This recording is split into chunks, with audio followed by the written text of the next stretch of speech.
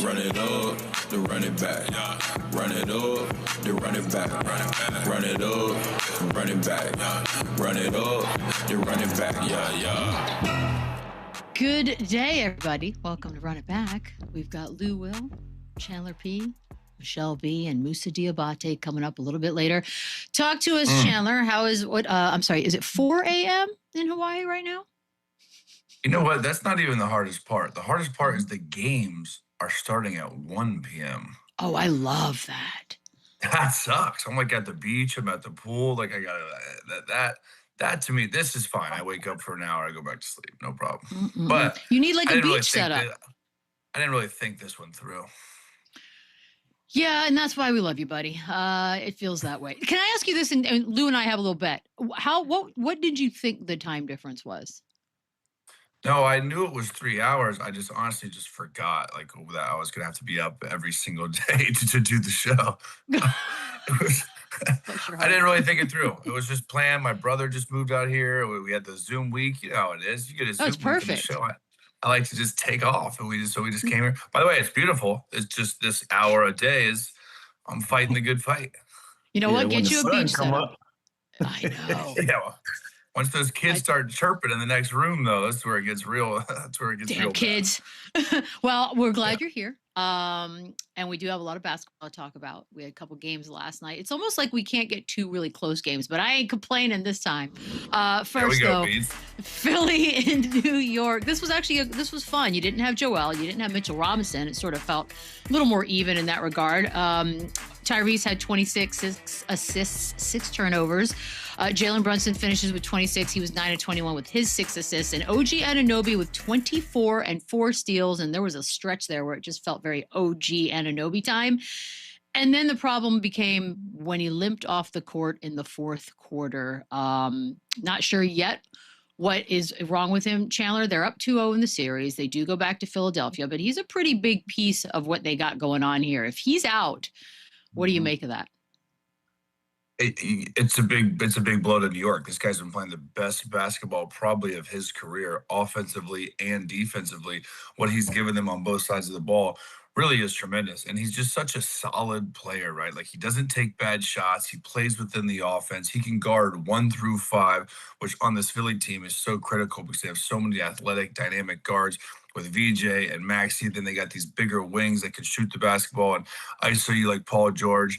And OG can guard every single one of them. And obviously they got Bridges on Brunson, who's found his offensive game. But this guy's been so consistent throughout this run that they're on right now. And obviously Jalen Brunson's the head of the snake. He's the man. We know how talented Cat is. But OG's arguably been their second best player in these playoffs. So they're going to need him. And Philly's been down before. Look, this was a battle last night. I think there's 25 lead changes, 14 ties. Like no one was up more than 6 or 7 points, I think, last night. So this was a dogfight. This is going to be a competitive series, especially going back to Philly with OG banged up. This series is by no means over, but you got to give credit to New York. They're playing great. Jalen Brunson's hitting big shots.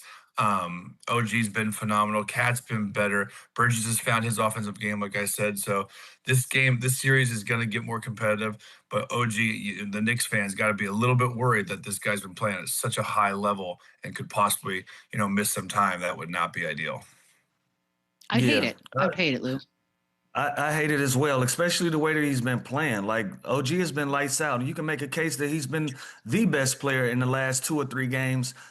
Starting with the Atlanta Hawks series and moving on to the Philadelphia series. He's just been a glue guy. He's been that one consistent that the New York Knicks needed. We know what Jalen Brunson and Cat are going to bring to the table. We always talked about the other guys, right? That's why you bring in an OG Anunoby for moments like this, to have the games that he's been having against his opponents and just being able to be a force on the offense and a defensive end. So, New York having a guy like him go out at this time, having a 2-0 lead, it couldn't have come at a better time if somebody was going to go out of the lineup.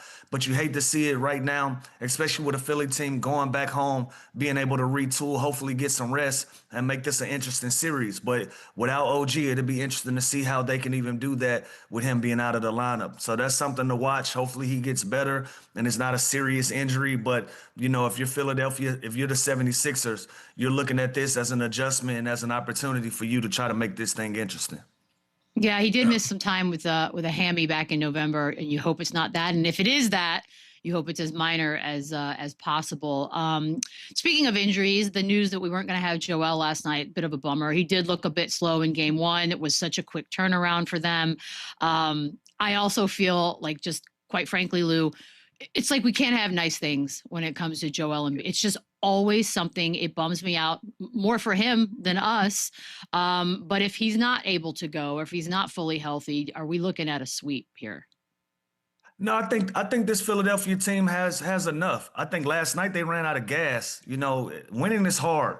Winning is hard work in this league. And you look at the series before, look what they had to go through to even get here. They had to exert a lot of energy. They had to put a lot out on the table for them to be able to advance and get to this round. I think they're just a team that's playing a step slower than New York right now because of that last series and what they had to go through to get here.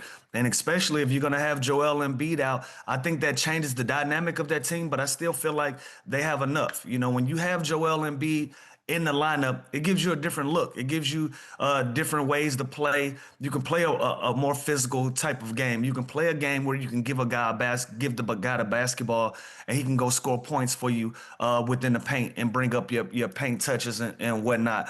And when he's out of the lineup, it turns you more into a faster paced team that shoots more jump shots, that plays at a pace that suits Tyrese Maxey. So I think they can make this interesting with or without Joel Embiid. But man, he's an added tool that you can use in your tool shed when you're playing against a team like this. So that's also something that you got to pay attention to, whether he's going to be in and out of the lineup. If he's going to be out of the lineup, I still feel like they have an opportunity. But when he's in the lineup, I think he gives them even a better opportunity with scoring opportunities in the presence that he has on both ends of the floor, especially being down 2-0 right now, and you're playing against a team like New York that has a cat that can play they can play the 4 or 5, put a lot of pressure on you, extend it out to the 3-point line. You know, Joel Embiid is one of those guys that can mitigate some of those things, but with him out of the lineup, you rely more on Drummond. You rely on some of these other guys that'll give you different dynamics than Joel Embiid doesn't. So is it a sweep if he isn't healthy? I don't think so. I still think the Sixers can battle it back, but right now it's looking crazy. Yeah, I agree with Lou. I think there's so much basketball left. And we just talked about, look, at this game was a historically close game. I mean, 25 lead changes, and that's without Joel Embiid's 25, 8, and 5, which he averaged in the first series in the playoffs. So that is a huge hole if they can't get him. It's going to be collectively, like Lou just said, what can Bona give them? Which is a crazy thing to say.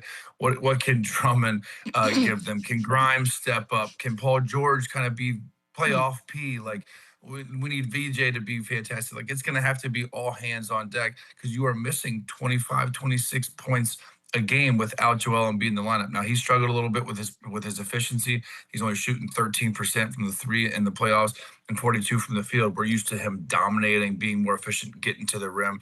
A couple of these games, we've seen him settle, take those early long threes just because how he's being defended. But I don't see a sweep either way. This team has learned to play without him. Guys' roles adjust accordingly. Guys' opportunity continue to expand, and they have enough talent to compete, which they showed us last night. Like, this game was insanely tight until that stretch at the end of the game where I think they had a lead, and I think New York went on a 12-something run to end They the went game. cold. Yeah, and like Philly went really cold too. This whole narrative would shift right now, obviously, if it was 1-1 going back to Philly, and they had their opportunities to win game 2 without Joel Embiid. Yeah. And they got to just take care of the basketball. You know, 18 turnovers to 20 assists. That tells me they're not taking care of the basketball. And then that also tells me that the ball is getting sticky a little bit. To beat this New York team, you got to get your assist up to 25 because they're a team that they thrive in the ISO basketball as well. So if we're going to get to an ISO, just give our guy the ball, that is going to sway New York's way. They're able to get to the line. Look at the night that Cat had. He didn't have his best night. Well, he was efficient. He was 6 for 8 from the field, but he also was able to chip in 7 free throws from that. When you can get to the line 9 to 10 times in a game, that is a different deluxe that you can have, that you can go to. So if Philly is going to get to a trade basket war with New York, that's going to sway New York's way especially if they're not going to share the basketball and just turn it into an ISO game.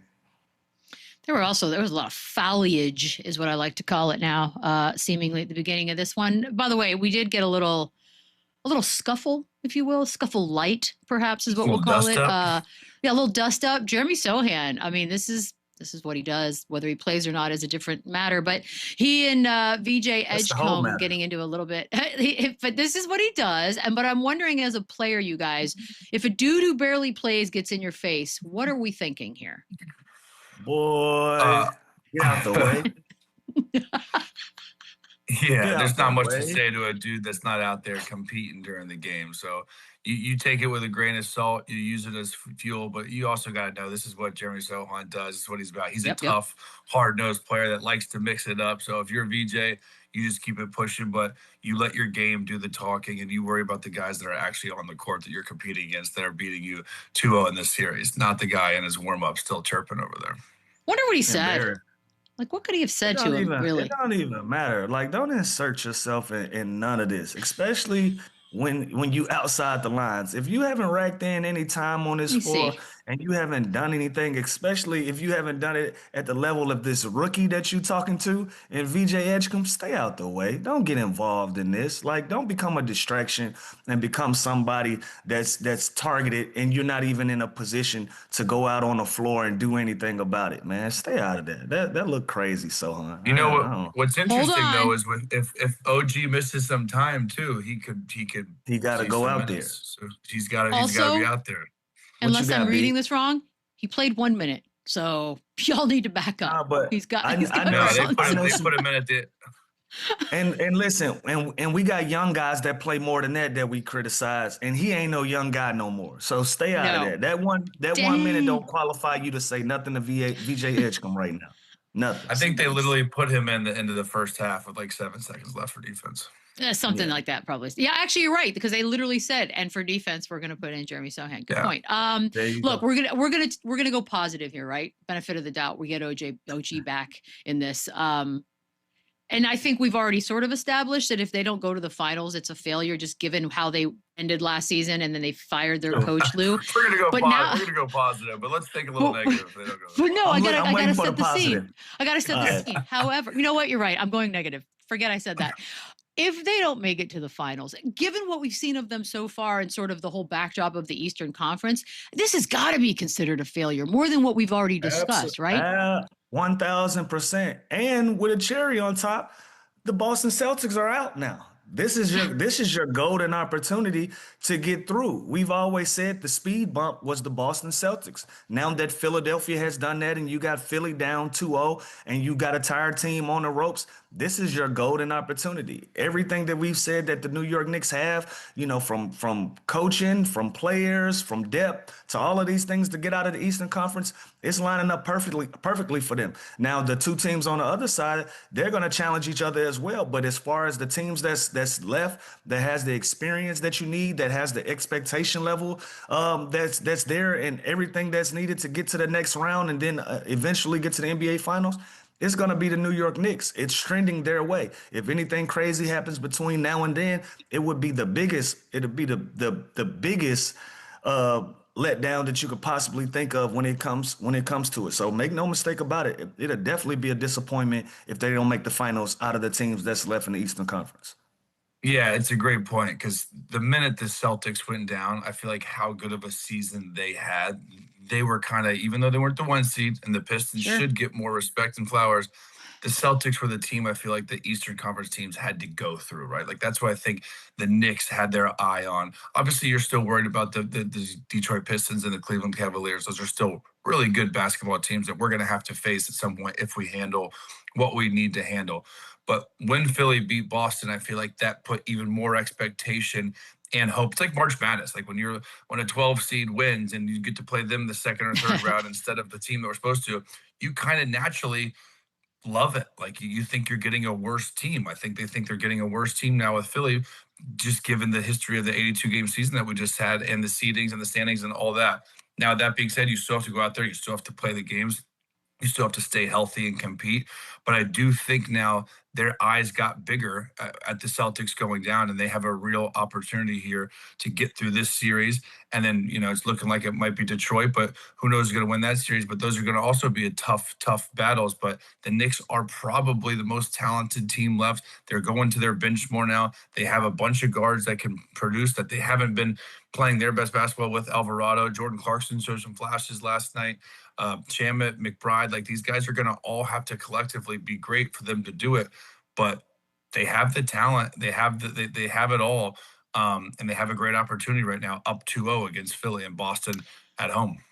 I mean, look, Draymond Green had and it will forever be mockable, right? I mean, this time last year, Knicks fans, the organization were renaming streets after their players. And Draymond just said, don't have a parade before you win, because that's why last season you guys quit in the conference finals. Now, I find that to be a very interesting cause and effect connection that he has made there, Chandler. I don't know if that's why they quit, but it sure as hell was funny from the outside looking in to rename streets and then bomb. What do you think about what Draymond said? First of all, Knicks fans are passionate and they're awesome. They're going to continue to do this. Like, they're already looking ahead up to. Yes, well, they are. We ain't seen the street get named yet, though. So they doing better. Porty Avenue. That was my favorite. I think just with the unknowing of Tibbs and like if he's going to come back, are we going to fire him? The coaching change, like there was different kind of situations going on last season with this team. This is a new coach in his first year of his deal. Like, listen, they have the talent. I think they have the expectations, but I do agree with Draymond. Like, let's not look ahead. I don't care that Boston's out. Like, I know that might be good big picture, but let's handle this team that just gave us a really tough matchup in game 2. We also have OG that's banged up. We don't know him. We don't know what could happen next game. Look across every series right now. People keep going down. Like Anthony Edwards right now is not himself.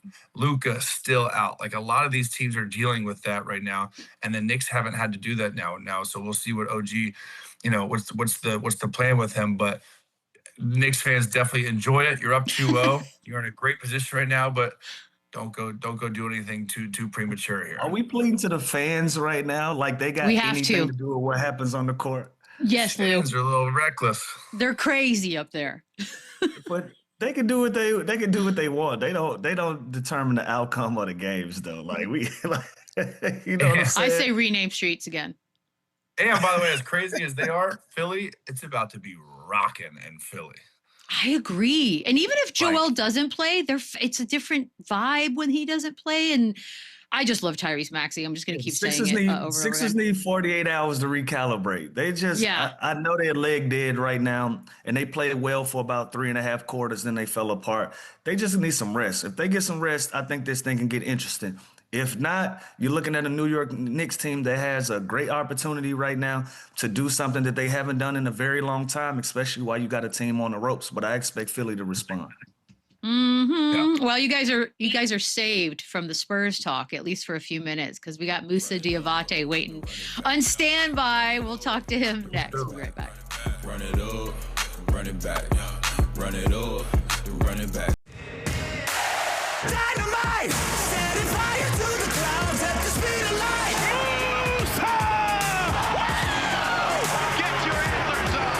Moussa Diabate! Blowing up dynamite! I do love this, by the way. I love that very much. Welcome, Moussa Diabate, from a two-way to an award-winning starter, dude. Like, how proud of yourself are you? Man, very happy. First of all, I want to thank y'all for bringing me in. I really appreciate that. I mean, obviously it's a blessing. A Hustle Award winner. Like, what does that mean to you, Hustle Award winner? I mean, to me, really just, I guess it's like a statement to what I already do. I mean, obviously, it's still work. There's a lot of work to do, but I mean, it's a blessing, like I said, and it's just a statement to my work, and I'm just happy that I'm getting recognized for that.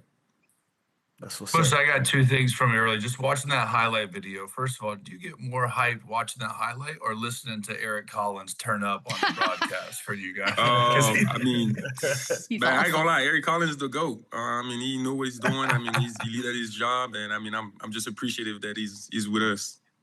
That's He's what's Yeah. up. fantastic. And obviously you moved, from France to Florida without your family at 14 years old, which is just remarkable and crazy. And I'm a Florida boy myself. So did you have a come into Florida moment where you realized that, wow, this is not exactly where I'm from? I mean, I always feel like I'm from Florida for real at the end of the day. If you ask me, I'm going to always tell you I'm from Florida, but Wow. it's cool. Oh, I love that. That's Can't home. That's believe the the crib. I can't believe the Gators didn't get you though. How do we Did end up not in expect Michigan? that. Yeah, I mean, it is what it is. Huh. Moose, I want to get into some playoff basketball. Earlier this year, when Wemby and San Antonio came to Charlotte, he had some success with them being physical, and in game one, the physicality was there again with Minnesota. Do you think the physicality is one of the things that's a weakness in his game, or something that he needs to get better? Tell me your experience about playing against him and making the game difficult for him. Right. I wouldn't say personally that it's really. I don't know how to explain it. It's more so. I wouldn't say it's like physicality being his weakness. I think more so it's like how long can you do it over and over and over. Without him like adjusting, gotcha. exactly right. It's really. I think, like I said, he's a great player. It's one guy that you have to be automatic. Like you can't let him get into his rhythm. I think from the start of the game, it's like you got to start being physical and not be scared of having foul calls coming in very early. It's just an understanding that the whole team needs to have, where you got to be very physical from the beginning of the game. And from there, really just keep that pace up and just never let it go. Like I said, he's a very good player. If he get any type of rhythm, I mean, it gets very hard to guard him. Obviously, he's what 7'6", 7'7", so whatever he is, it's just hard to contest the shot after that. So it's really just from the standpoint of just obviously guarding him, but also even for him, offensively, make him run as much as you can. I think that putting him in multiple actions. I don't think that obviously he's a very good defender, but I don't think that he want to do all that moving. Obviously, he's so tall, it's hard to change direction left and right, and doing it for a whole game.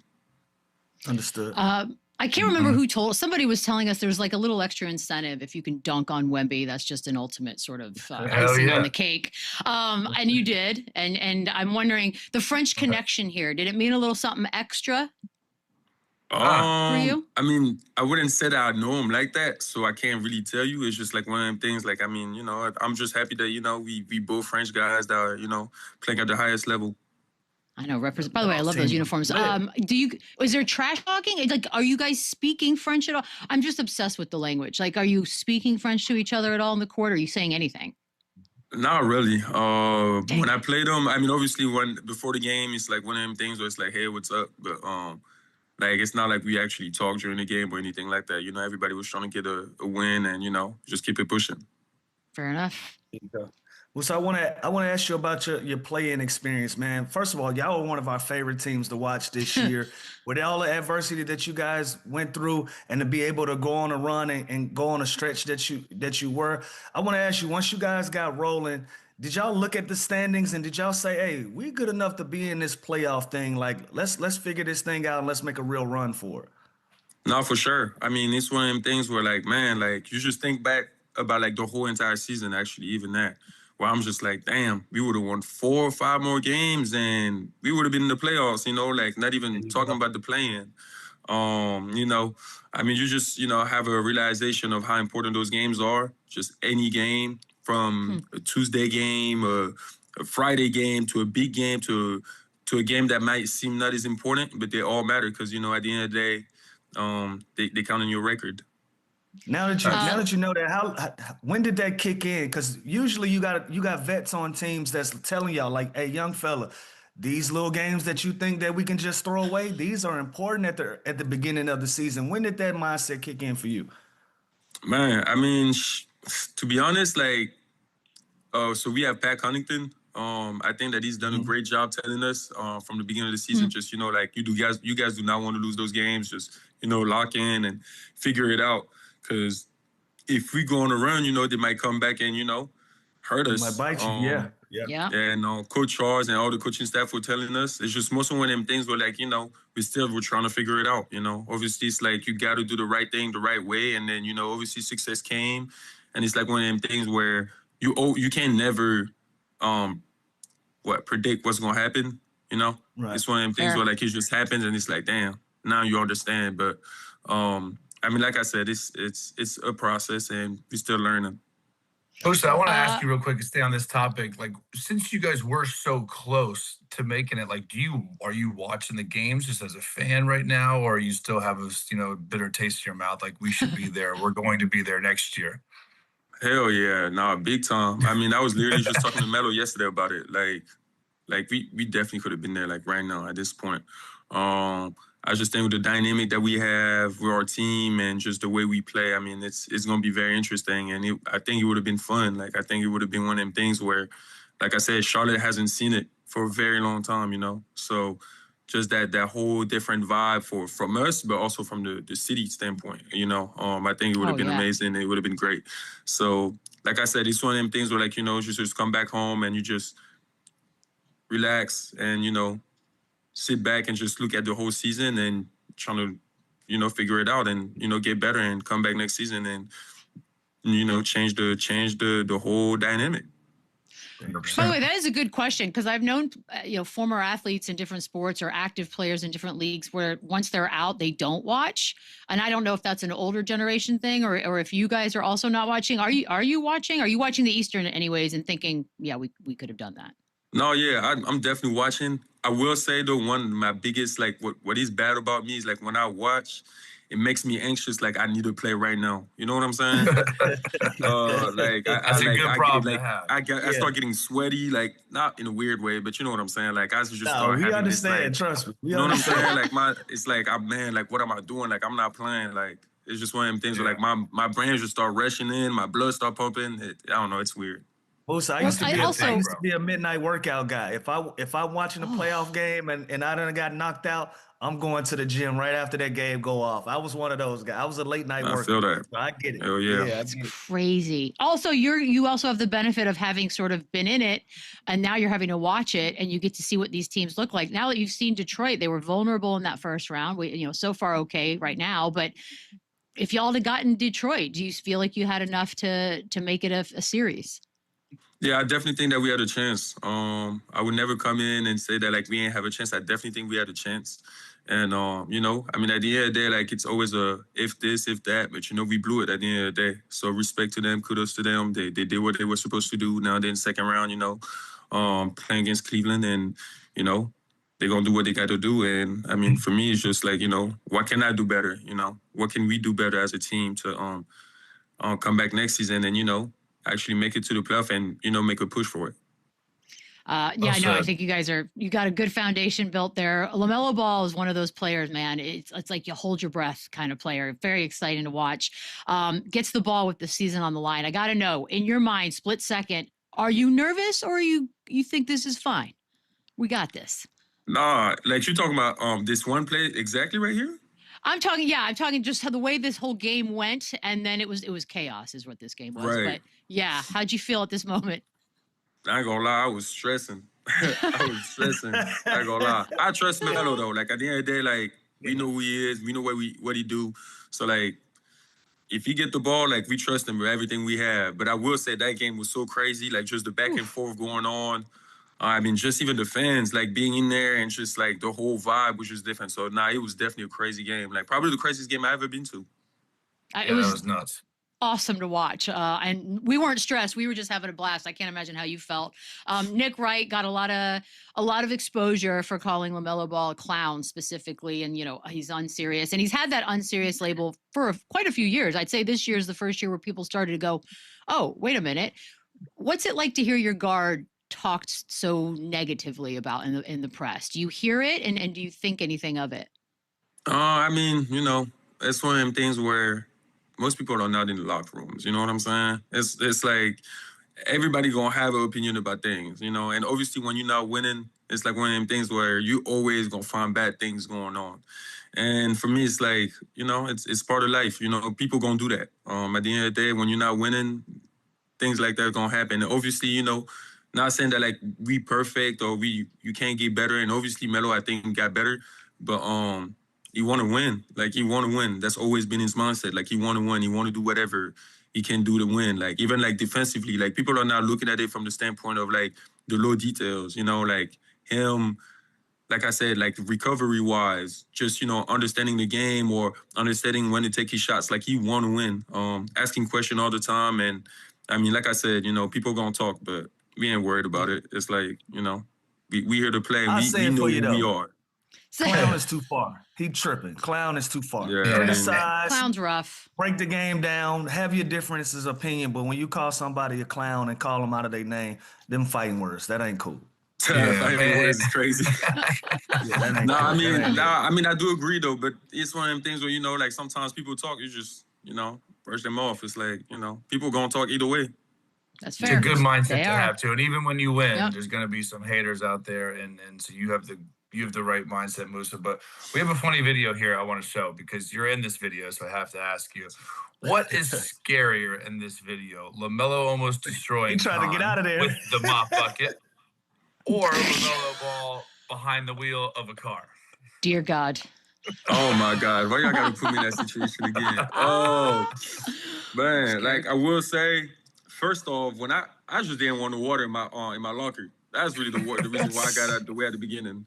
But It's close. I ain't gonna lie, Melo will do some crazy. Like, you know what? That part right there can get pretty scary. I will say that. Cause you just never know what he's gonna do. Like just that right there, that's Melo right there. Like, That's fun though.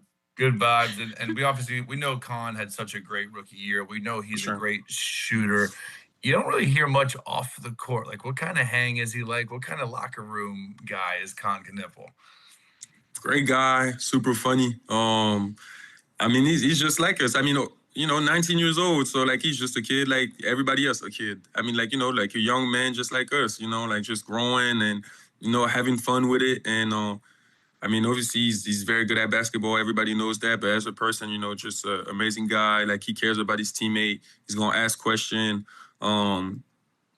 Like, yeah, no, I mean, he's just a regular guy. Yeah, and obviously, you know, on this show, I think we all had him winning Rookie of the Year. He had such a great season.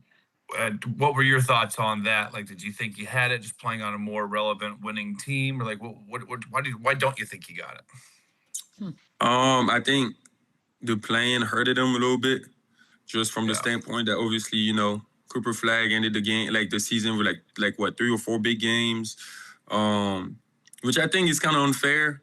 Because, you know, if both of them would have stopped their season at the same time, everybody would have got Khan. But, you know, it's part of the game, and, you know, he want to keep on getting better, and he's going to remember that. And we're going to see as time goes on, like, we're going to see in the future. But, yeah, I think it's definitely, it's probably the reason why. I think the end of the season really, but I think it's unfair to the fact that, you know, it's like pretty much erasing everything that happened during the season. Couldn't agree more. Yes, sir. Moose, I want you to take a look at something, because us old heads, we say it's not enough physicality in the game. We ain't really know that y'all mix it up like this. Y'all young fellas, y'all made us proud right here. But tell us what's going on right here. Is this just physicality boiling over, or do we got a budding rivalry going on? What we got? I mean, I don't know. To me, it's just basketball. Like I said, you know, things like that's might happen sometimes. Obviously, it's unfortunate, and you don't want it to get that far. But nah, it's just basketball. At the end of the day, you know, like imagine you being at the park right now. Like sometimes you're gonna see people that get into it, and they might get into a fight. You know what I'm saying? Like, I would never call it like a thing where it's like, oh yeah, like outside of this, like I'm gonna look at them and it's like, oh hell no, you know what I'm saying? Like I don't know them. Like it's basketball. Like I'm keeping it on the court. I love it, man. Both teams got young stars in Charlotte and Pistons. We got a little budding rivalry going now. Y'all got to get y'all name straight and get this rivalry going. For sure, we gonna see them again. So you know, we gonna see. Indeed. There you go. Bruce, I want to talk to you about some comments. Kevin Durant, he spoke about the Olympics coming up and talking about the game in France where he said, we smacked them boys. Like, first of all, how much of a goal and how much of a dream is that for you to be on that team and be able to compete, you know, against the best players in the world for your country? I mean, it's a blessing. Obviously, I mean, they didn't call me for the Olympics last time, but I mean, just like, you know, just the vibe, the energy. I mean, it seems great. Obviously, I want to play there, and it will be a blessing if they call me. They'll be calling. You know, they're stupid as hell if they don't. And Chandler, Right. who am I rooting for? And Michelle is definitely not rooting for America. So Team you got a France. fan in We her. got Wow, you, Moussa. wow. We got you. We Interesting. appreciate you so much, man. Enjoy your off season. Enjoy Thank you. however much you want to watch of these playoffs, and hopefully we'll talk soon. All right, no Appreciate it, problem. bro. Thank you. Appreciate We'll you. be right back. Run it back, run it up, run it back. Now we're talking. Spurs bounce back big. Blowout Minnesota 133-95. Worst playoff loss in Minnesota franchise history. Most points in a Spurs playoff game since 1983. Wemby with 19 and 15. Steph Castle 21 points. De'Aaron Fox 16 points. Ant had 12. He was 5 of 13 from the field, 4 turnovers. Obviously, he's not 100% himself. But what a lot of people were sort of looking out for in game 2 was what would Wemby and De'Aaron Fox look like given their game 1 performances. And this was better. Lou, talk to me about what you saw from the Spurs team last night. It was better. It was a great response. I think this is gonna be the series that starts game 3. All right, it's 1-1 right now. I think Minnesota came in and did what they were supposed to do in game 1. Game 2, it felt like they did what they were supposed to do, and they were cool. And they just didn't compete at the level we thought they were gonna compete, banged up or not. It just didn't look like they had that presence in game 2 that they had in game 1. They felt like it looked to me like they were comfortable with going home with 1 and trying to get home and get back to their home court. You know, because to me, San Antonio didn't play lights out, but they did enough to get that big win, get that big blowout win. Like both of these teams started this game 0-12 collectively from the 3-point line. The first team that was gonna be assertive and start getting to the rim and start playing some defense was gonna win this game, and San Antonio was that team last night. So to me, this one doesn't get interesting into the next game. It's 1-1 right now. I didn't think the Spurs did anything super special last night, but just with the exception of just constantly applying pressure, not letting go, and then eventually busting this game open to the big playoff win that it was, where, you know, Minnesota kind of surrendered, knowing that they were banged up and it wasn't their best night. So it'll be interesting to me to see what happens in game 3 when it really gets going. Yeah, I thought this was just such a great character building game for San Antonio, right? Like, this is exactly how you wanted to see them respond and bounce back after smoking game 1 at home of the series. So I love the tenacity of Wemby early. I feel like he imposed his will a little bit more. He was a little bit more aggressive offensively after his struggles in game 1. And on the flip side, it did feel like Minnesota was okay with kind of sneaking game 1. And now let's obviously they didn't want to get blown out like this in a historic kind of ass beaten, but to get 1 on the road here in this series, I think that was a huge step for them.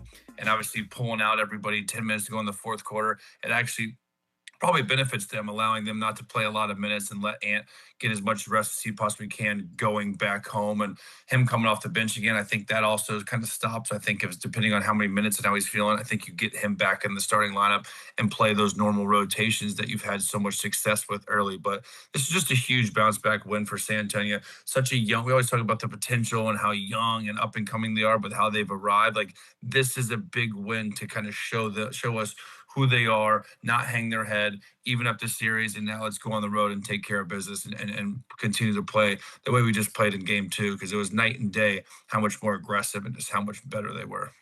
I was literally asking my TV, like, why are all these starters still in here? Like, why is Ant still in this game? I kept thinking he's going to get hurt worse. Like, take him out. You got to answer this one, Chandler. You have to pick a duo for your own team out of this. You get Wemby and Fox, or you get Ant and Julius. Who are you taking? Can I take Ant and Jaden McDaniels? Why do you have to change things? Well, I love Jaden You McDaniels. can't just accept it. No, I'm taking Wemby. I'm taking Wemby Okay. and Fox, or Wemby and Castle. You're like Wemby and whoever. Yeah, Wemby and Luke Cornett. Like, I don't care. Just give me Wemby. The impact that this guy has, it really is ridiculous. It's like, I don't know how he continues to amaze me when I watch him. And that was also no knock to Julius Randle. He's been playing great. I just really do love Jaden McDaniels, but I got to go with the Wemby Fox. I'd honestly probably go Wemby Castle just because what he does defensively and the tenacity he has.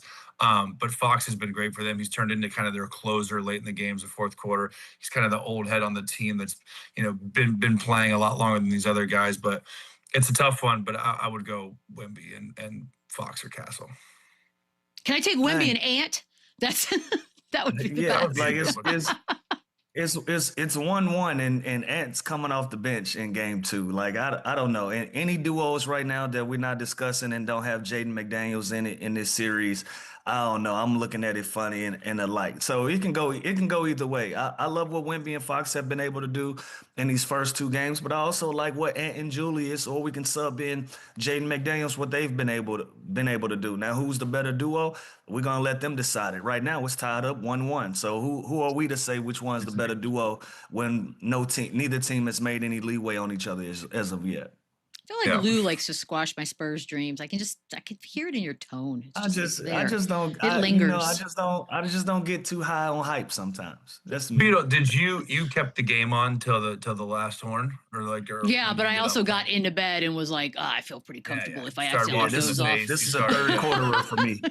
Yeah, this one's like a I tried to. melatonin. I went to hit. Netflix and found me a murder mystery to go to sleep to. There you go. It's like, usually I tell Haley and the kids, like, hey, daddy's got to work. I got to watch the games. Why you start whispering? Yeah, what's wrong with you? When they see it's a 30, 40-point game, I got no excuse, though. So they really ruin my plans when they blow it out the water. Sorry. Like this. So I need these games to be tight.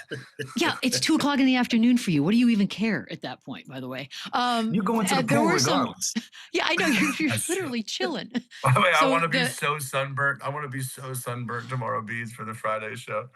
What is wrong? Why do you just okay? You know, looked what? like It was you're my working on old it was my old computer. I told you. See, look, I'm crispy right now, and you can't tell. No, we can tell, but we got sick of telling you about it. It's like you just love really? this for yourself. No, Yeah, I no, we hate to can hear tell you're that. red. Look at our faces. I'm white. You're red. These are very different complexions, right? Yeah, I guess you're right. I know I am. Reports out there on the streets was that Greg Popovich was present and accounted for during film. So much so that Wemby quoted Pop after this one, talking about you're never as bad as you are in a loss, you're never as good as you are in a win, like some profound stuff right there. But man, Lou, it is kind of cool to be able to sort of be in your first playoff run and have Pop show up for some inspiration, right? Yeah, absolutely. And I'll tell you this, it's not a surprise that Pop is a part of the film session. Now, I will say this, I've been on teams where people have popped in the film sessions that you don't necessarily want in there talking. You like, bro, where you been all season? And now you got something to say? Like, if you don't get the hell out of here, bro, like let us handle that. But if you have somebody like Pop, who's a proven winner, who was kind of forced out of coaching, based on his health concerns and all of that, this was somebody who's possibly still on the sidelines being involved with this team, hand and foot. So to have him involved in the scout and being in the film session to find those small little nuances of the game, the in and outs that can possibly help this team and help Mitch Johnson push forward, you got to use that as a cheat code. That is a great asset to have in your organization. But it's great to see him around the game. It's great to see him still active and be a part of it. Basketball is in a much better place, and especially in San Antonio when Coach Pop is a part of it. So it's great to see him there. But like I said, I've been a part of some teams where people pop in on the film that you don't hear. That's you don't want to awesome. hear jack from them. You don't hear nothing from them. I promise.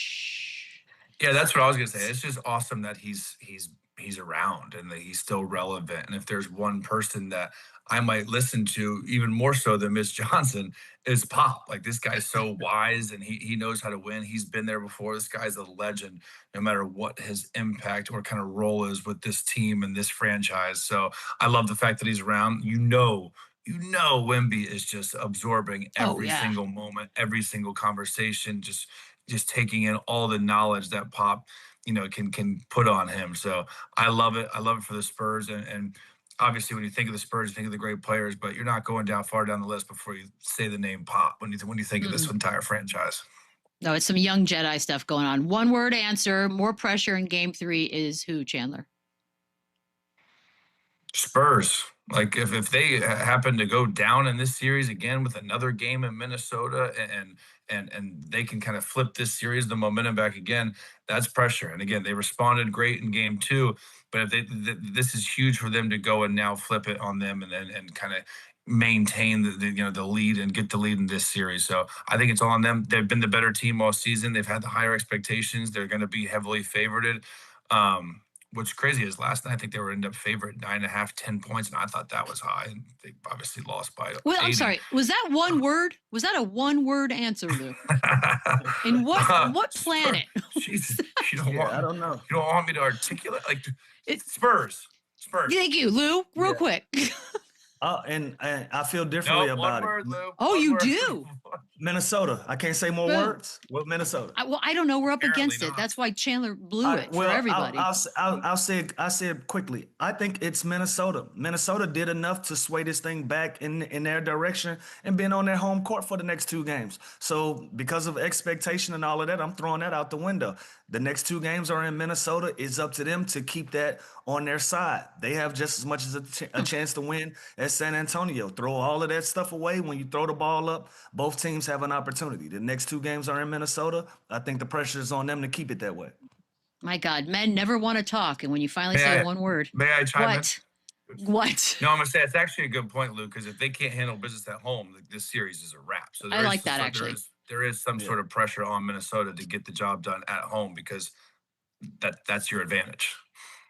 Michelle, I just wanted for the record, I did try to keep it quiet. We're going to take a quick break. We'll wrap things up on the other side. Sorry, Michelle, my bad. Run it up, then run it back. Run it up, run it back. Run it up, then run it Got a back. little time for us. Say what? So we got the Athletic, right? This is their most overrated player poll. 81 players voted. That's not nice. Sengun, you got your Gobert. You know, we usually see him. Trae Young didn't really play much. And Cat on there, guys. Do we agree with any of this? Chandler, you're making a face. Talk to me. I mean, I just think this vote is like a personal, like Tyrese Halliburton last year. The guy's not overrated. He just took the Indiana Pacers to the NBA Finals. Like, this is just a kind of a personality contest, I think. Sengun, you might not love him as like a person, but like he's not overrated. This guy's got games. The closest thing we have to a Jokic, like skill wise and kind of the way he plays. Overrated is probably the last word I would call him. Now you could be, overpaid and some like you could be like overrated. Like, come on, give me a break. This guy is a stud. It's an all-star. Like, yeah, he kind of floats and disappears sometimes, but I don't think it's not who my vote would be. Overrated. This guy's 7 foot. This guy can do everything. Yeah, what is your vote? I'm just saying, this guy's 7 foot. He's not overrated. No, I wouldn't have him number Okay. one. I wouldn't even have him on the list. Okay, fair enough. Yeah, none of the guys that I saw on that list are overrated. Whether it's your cup of tea or not, who knows? But overrated, I'm not going to use that word. All of them are all-star caliber guys, and they've earned that. So I'm not rolling with the overrated thing. It was only 81 guys that voted. A lot of them were probably Shameful. young guys that don't know who's who anyways yet. So I can Dude, imagine. Tyrese Halliburton was on this list again and didn't even play this year. that's By what the way- I almost know for a fact no vets and no guys that cared voted in this. It's young guys, second-year guys. They probably don't know what overrated is yet. I'm cool. I kind of love it Yeah. too because it's cross sports, right? Because it's in NFL. Doesn't Josh Allen get voted most overrated anonymously as well? And like, Yeah. And if you Also- watch football, you know better than that. Come Also on now. silly. that's just come on. silly. All right, guys, we made it through a Thursday. We got one left. Chandler's big goal is to be sunburned to a lobster crisp. Enjoy, and, good luck. the weather, Chandler. I got tornado warnings. Oh, Run it back, yeah.